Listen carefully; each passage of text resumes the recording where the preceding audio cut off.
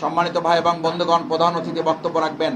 আমি শুধু দুটো কথা বলে আমার কথা সংক্ষেপে শেষ করতে চাই। বাংলাদেশের আজকের এই প্রেক্ষাপট যেটি আমরা সবাই জনগণ মিলে উপভোগ করছি, রাজনৈতিক সংস্কৃতিতে সুন্দর একটা পরিবেশ আমরা এখন পাচ্ছি। এই পরিবেশের সাথে সবচেয়ে বড় স্টেক হোল্ডার যারা শহীদ এবং তাদের শহীদের পরিবার, সেই শহীদ পরিবারের সাথে কথা না বলে আমি মনে করি অন্তর্বর্তীকালীন সরকার এবং রাজনৈতিক কোনো দলের সিদ্ধান্ত গ্রহণ করা যথার্থ হবে না।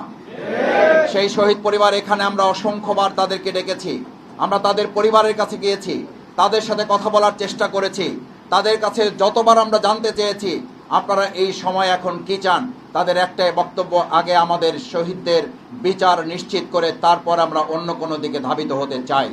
কিন্তু আমরা যে একটা জিনিস লক্ষ্য করছি, আজকে যখন বিচারের কথা বলছি, যখন নির্বাচনের কথা বলছি, যখন সংস্কারের কথা বলছি, তখনও শেখ হাসিনা, ওবায়দুল কাদেরের মতো লোকেরা ভিডিও কলের মাধ্যমে বাংলাদেশের মানুষকে হুমকি দিচ্ছেন। সে বিষয়ে আমাদের রাজনীতিবিদরা এখনো মুখ খুলে কোনো কথা বলছেন না। এটা দেশের মানুষের মধ্যে সন্দেহ সংশয় তৈরি হচ্ছে। তাদেরকে কথা বলার জন্য হয়তো আমরাও তাদেরকে কেউ কেউ উস্কে দিচ্ছি কিনা। আমরা যারা নির্বাচনের জন্য কথা বলছি, বিচারের জন্য কথা বলছি না।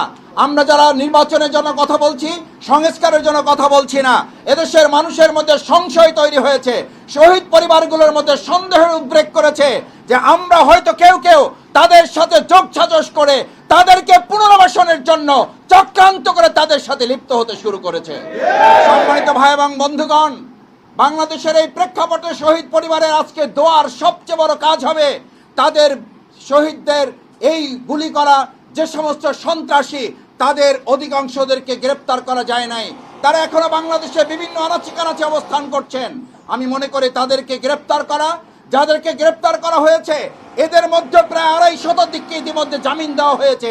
আমাদের দেশের জনগণ জানতে চায় তারা কিসের ভিত্তিতে এখনো গ্রেপ্তার হতে শুরুই করলো না, তারা জামিন পেয়ে যাচ্ছেন।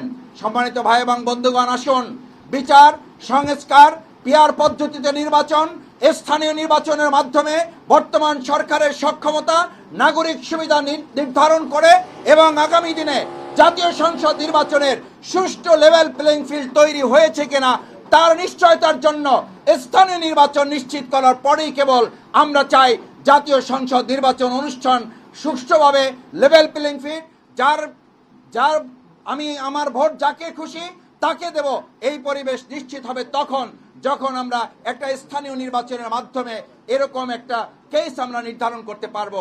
আমি আমাদের ভাই এবং বন্ধুদের অনুরোধ করতে চাই, দেশের জনগণের সাথে কাঁধে কাঁধ মিলিয়ে আমরা আগামী দিনে সেই পরিবেশ নিশ্চিত হলেই কেবলমাত্র আমাদের জনগণের একটা সুষ্ঠু নির্বাচন আমরা উপহার দেব, সেই প্রত্যাশা ব্যক্ত করে এ পর্যায়ে সংক্ষেপে কথা বলার জন্য অনুরোধ করছি আমাদের আজকের অনুষ্ঠানের সম্মানিত বিশেষ অতিথি, বাংলাদেশ জামাত ইসলামী কেন্দ্রীয় কর্মপরিষদের অন্যতম সদস্য, ঢাকা মহানগরী দক্ষিণ জামাতের সংগ্রামী নায়েবে আমির জননেতা জনাব অ্যাডভোকেট ডক্টর হেলাল উদ্দিন।